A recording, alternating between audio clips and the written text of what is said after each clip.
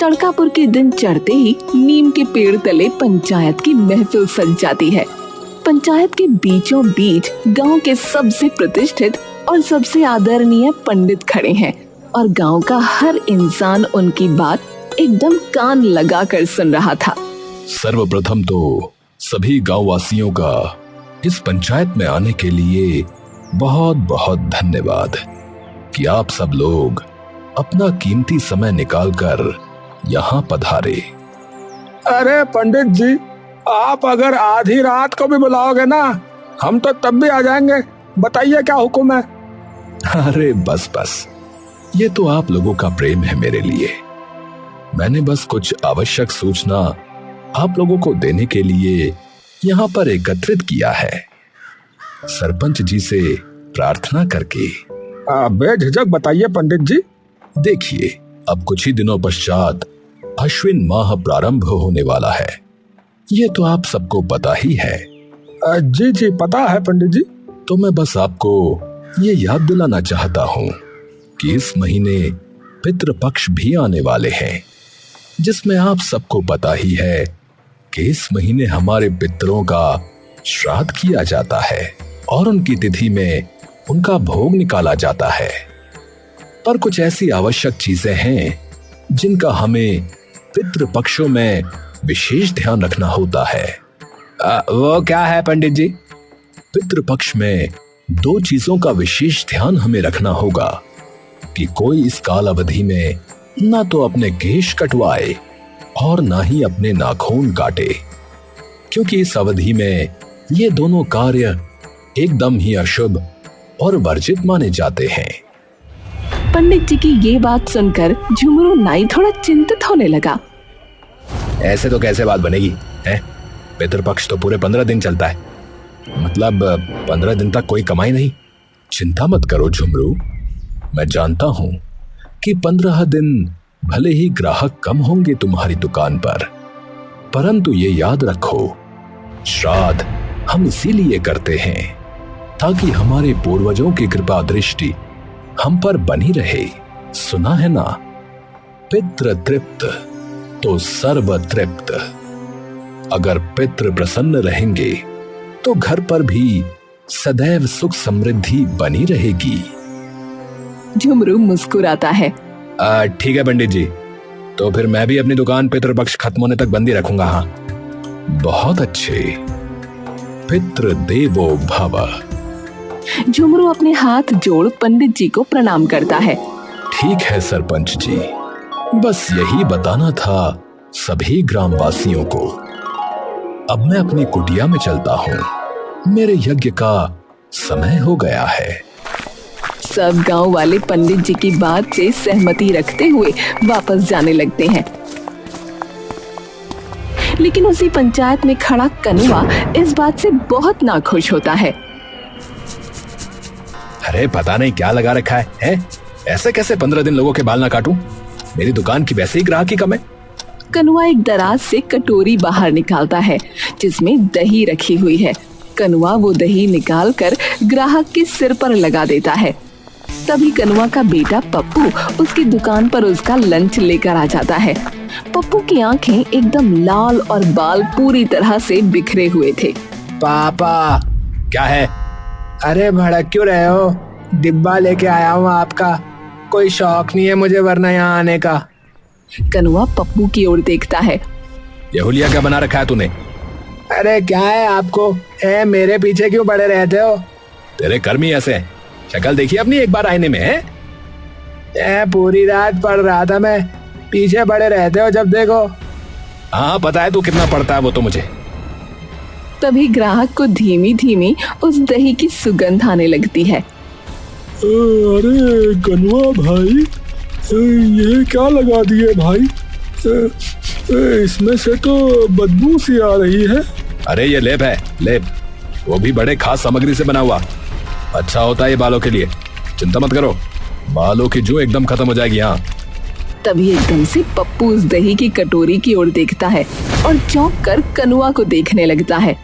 कनुआ वो लेप लगाकर टूटी के पास जाकर अपने हाथ धोने लगता है। तभी पप्पू उसके पास आता है।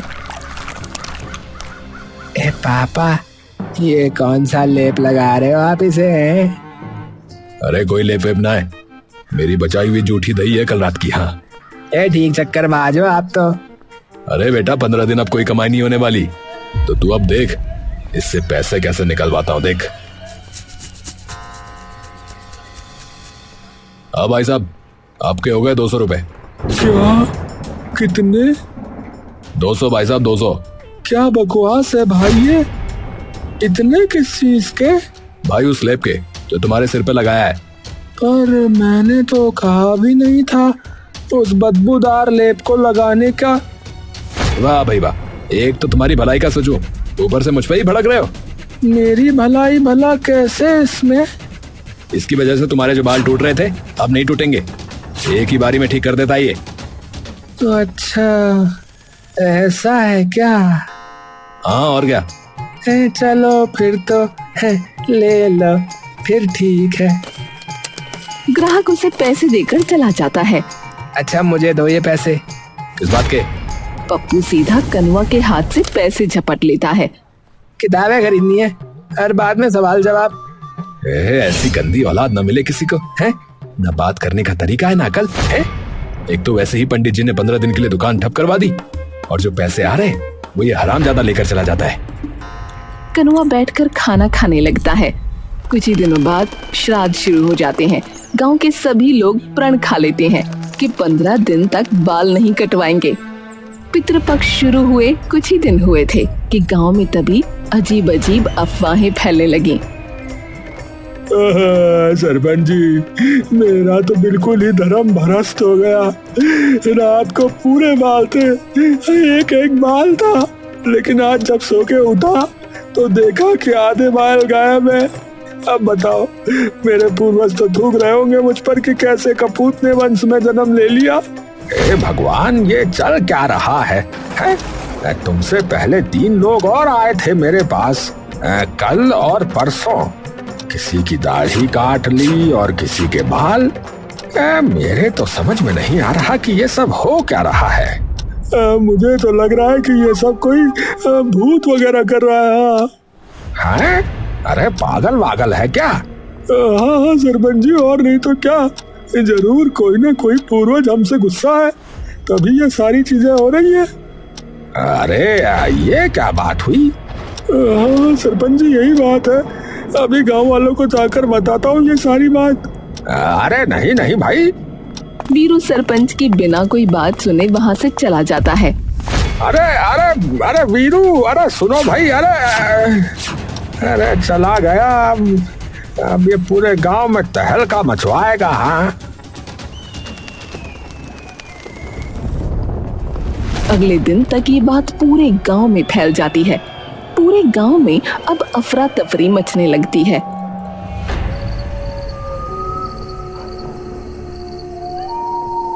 भैया, सोने से पहले हाँ बिल्कुल पैक होके सोऊंगा। हाँ बिल्कुल बिल्कुल बढ़िया से, बिल्कुल भी रिस्क नहीं लूंगा भैया मैं तो। हाँ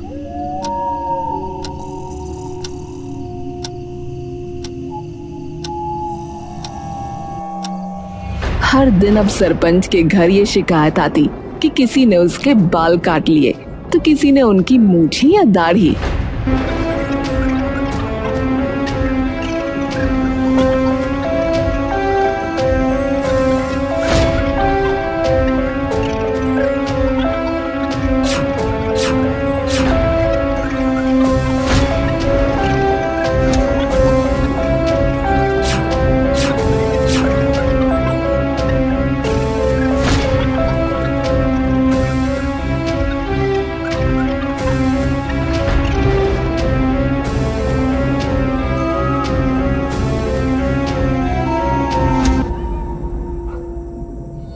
ओहो, अब कौन सी चिंता में बैठे हो? अरे कुछ नहीं, इन गांव वालों ने जीना हराम किया हुआ है। मुझे तो ये समझ में नहीं आ रहा कि ये सब कर कौन रहा है। ओहो, अब अपना खून सुखाने से क्या ही होगा। अभी तो चैन से सो जाओ आप। अरे कैसे सो जाऊं? मुझे तो हर वक्त ये डर लगा रहता है कि कहीं ये लोग आगे मेरी ही गर्दन ना पकड़ ले भाई। अरे आप एक काम करो ना, आप पंडित जी से क्यों ना पूछ लेते, क्या पता वो कुछ उपाय बता दे। हाँ, ये ठीक बताया तुमने। कल सुबह ही जाता हूँ पंडित जी के पास।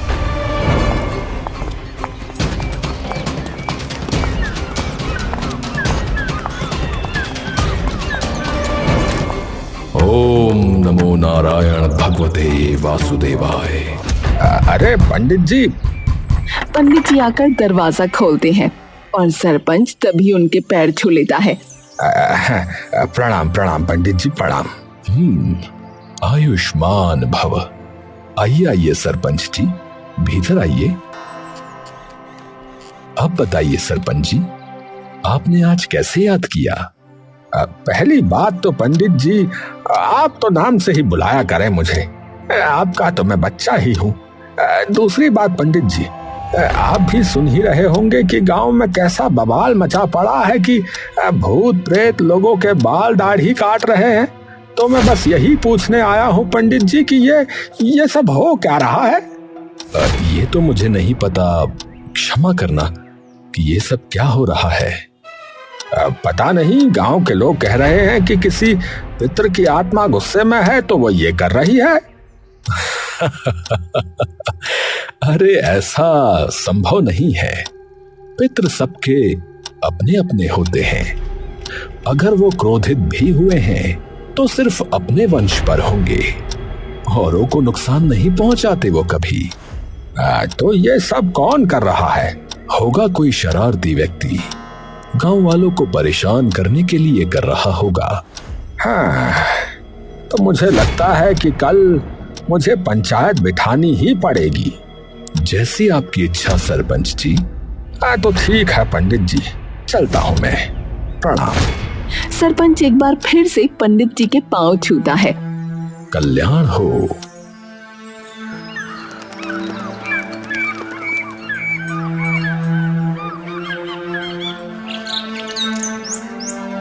सरपंच अगले ही दिन पंचायत बैठा देता है।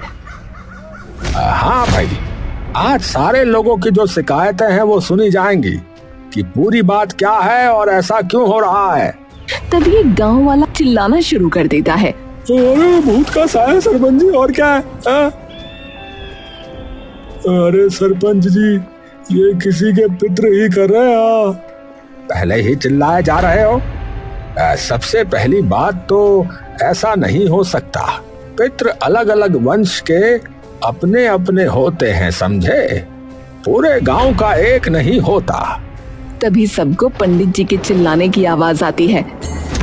विनाश विनाश होगा उसका जिसने भी ये सब किया है। पंडित जी को देखते ही सरपंच की जान हलक में आ जाती है।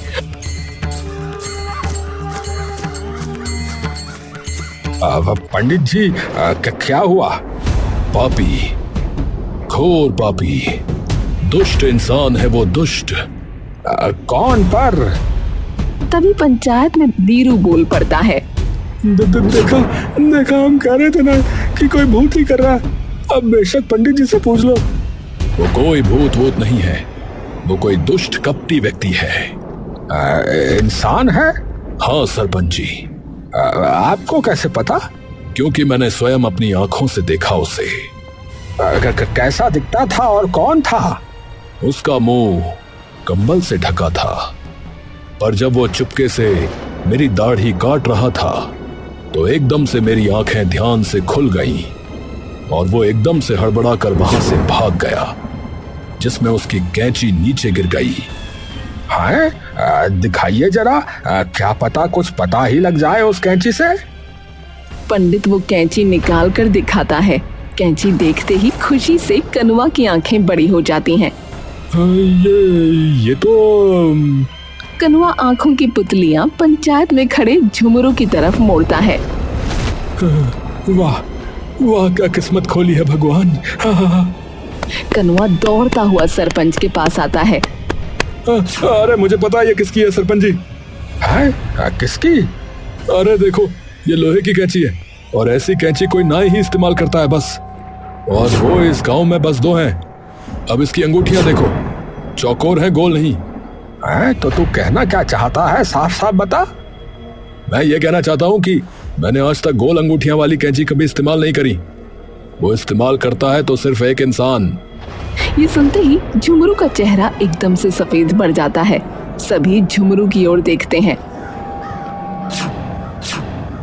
नहीं, ये मेरी कैंची नहीं है भाई। अब तो इसके सारे ग्राहक मेरे, भर के पैसे कमाऊंगा। हाँ, अरे तो किसकी? तेरे अलावा तो इस्तेमाल करता नहीं है कोई ऐसी कैंचियां? तुम्हारी भी तो हो सकती है। क्या हुआ अगर चौकोर है तो? बाल तो तुम भी काटते हो। अरे पर मेरी उंगलियों में ठीक से नहीं बैठती, ये देखो। कनुआ उस कैंची में अपनी उंगलियां डालने की कोशिश करता है, लेकिन उसकी उंगलियां उसमें जाती नहीं। मेरी उंगलियां तो जा भी नहीं रही इसमें। और अब एक बार झुमरू तू डाल के दिखा इसे अपनी उंगलियों में। झुमरू डरा सहमा आगे आता है और अपना हाथ कनुआ की ओर बढ़ाता है। कनुआ उसके अंगूठे और उंगली में वो कैंची डालता है तो वो कैंची उसकी आसानी से आ जाती है। एकदम फिट बैठी है ये तो। सभी लोग चौंक जाते हैं। हाँ, तो तूने किया ये झुमरू है? और क्यों? मैंने नहीं किया सरपंच जी, मैंने नहीं किया, मेरा यकीन करिए, माँ कसम।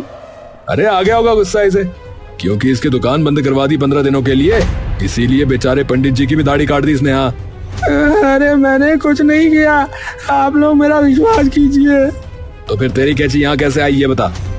अरे तो जरूरी थोड़ी है कि मेरी कैंची है तो मैंने ही कराओ। और कौन हो सकता है? और उसके पास तेरी कैंची क्या कर रही है ये बता। देखो भाई, झुमरू को तो मैं अच्छे से जानता हूँ, वो ये सब नहीं कर सकता। अरे पर तभी पंचायत में से एक और इंसान चिल्ला पड़ता है। अरे ये जरूर इस कनुआ लालची ठगनाई की साजिश होगी, इसने चुरा के ये सब किया होगा। क्या झूठ मूठ कुछ भी बोले जा रहा है?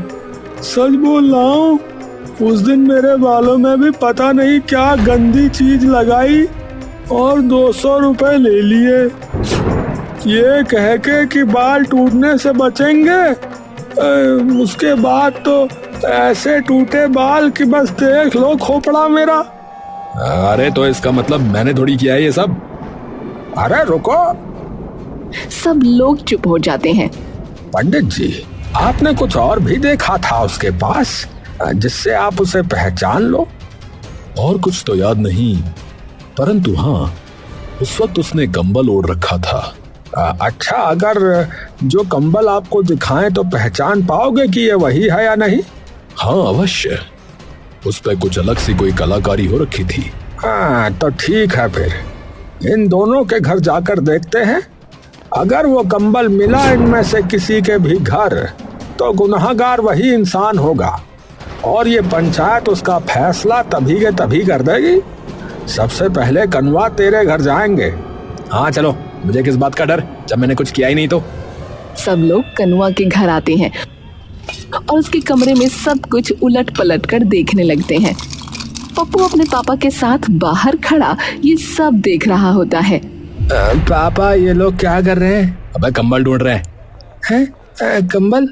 हाँ, पंडित जी को उस बाल काटने वाले का कंबल याद है तो उसे ही ढूंढ रहे हैं। मुझ पे उंगली उठा रहे थे, मैंने कह दिया बेशक आ जाओ। पापा, पर ये थोड़ी होगा, यहाँ कैसे हो सकता है? मैंने भी वही बोला पर माने नहीं। सभी लोग बाहर आते हैं पंडित के साथ। अंदर तो नहीं है सरपंच जी। ठीक है, अब झुमरू के घर चलते हैं। तभी पंडित जी जोर से चिल्लाते हैं। अरे ये रहा। पंडित जी भाग कर एक कमरे में जाते हैं और वो कंबल उठा लाते हैं। यही तो है वो। सरपंच खून भरी निगाहों से कनुआ की ओर देखता है। तो तू ही है जिसने ये कांड किया है? कनुआ एकदम से डर के थर-थर आ जाता है। अरे पर ये कंबल, ये कैसे हो सकता है? ये कंबल तो मेरे बेटे का है, रात को ओढ़ के सोता ही ऐसे। कनुआ पप्पू की ओर आंख मोड़ता है लेकिन वहाँ कोई नहीं होता। अरे कहाँ गए? सभी गांव वाले इधर उधर देखने लगते हैं। तभी एक गांव वाले की आवाज आती है, अरे भैया वो रहा बाहर, अरे भागे जा रहा भैया, अरे पप्पू के बच्चे रुक जरा। अरे कोई नहीं जाएगा, सिर्फ मैं जाऊंगा उसके पीछे, नालायक कहीं का। अरे रुको, कुछ लोग साथ में भी लेके चलो, है? पता नहीं कहाँ गया होगा। शाम हो चुकी होती है। उसका पीछा करते करते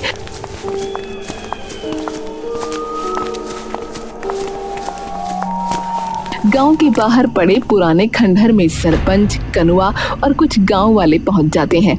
हाथों में लालटेन है। अचानक सरपंच की नजर कोने में जाती है। अरे रुको रुको, वो देखो, वहाँ वहाँ कोई है।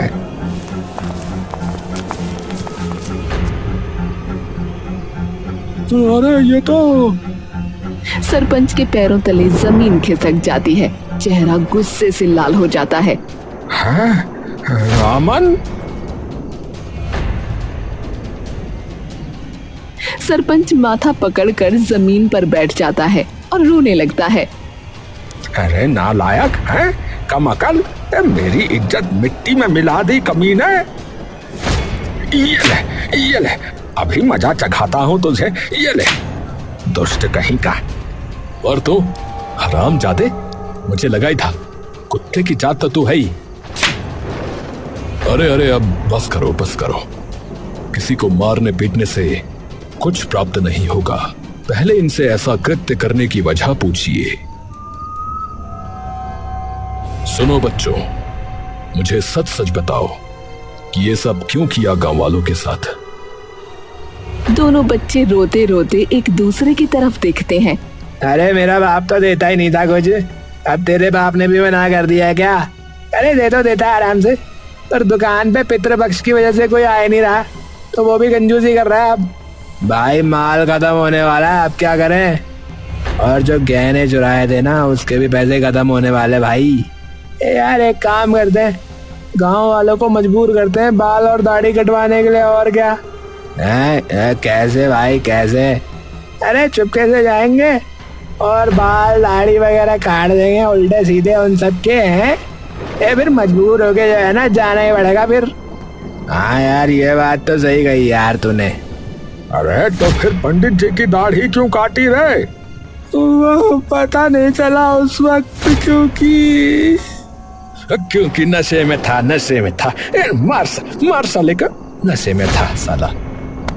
कनुआ एकदम से उसे मारने भागता है और पंडित जी फिर से उन दोनों के बीच में आ जाते हैं। कलंक कहीं के हैं, कलंक कहीं के साले। रुको कनुआ, और सरपंच जी आप भी रुकिए। आप दोनों की भी इसमें कोई कम गलती नहीं है। सरपंच जी, आपने अपने बालक के साथ कुछ अधिक ही सख्ती बरती, और कनुआ तुमने कुछ अधिक ही लापरवाही। दोनों बच्चों को यही सख्ती और लापरवाही गलत राह पर लेकर गई है। कभी प्रेम से समझाया तुम लोगों ने? कभी कुछ पूछने का प्रयास भी किया तुमने अपने बच्चों से? बच्चा जो कर रहा है करने दो, कुछ नहीं देखना, और फिर इन्हीं के सर पर इल्जाम लगा दो। वाह, पितरों को तो बाद में पूछना, पहले अपनी अगली पीढ़ी को तो संभाल लो। हाँ, बेटा माफ कर दे मुझे जो ठीक लगा वही करता गया, अपने ही कामों में मसरूफ रहा। तुझसे कभी बैठ के बाप की तरह बात ही नहीं हो पाई, कभी कुछ पूछा ही नहीं तुझसे रे। देखिए सरपंच जी, मात्र माफी से कार्य नहीं चलेगा। अब इन्हें आपने सही राह भी दिखानी होगी।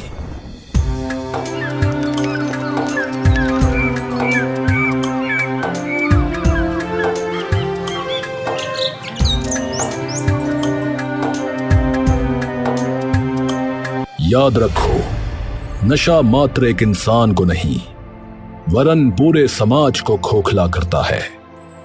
बच्चों को संभालो, उन्हें प्रेम दो, और अगर भटक जाएं तो मिलकर उन्हें वापस लाओ। यही तो निशानी होती है एक सशक्त गांव, एक सशक्त शहर और एक सशक्त समाज की।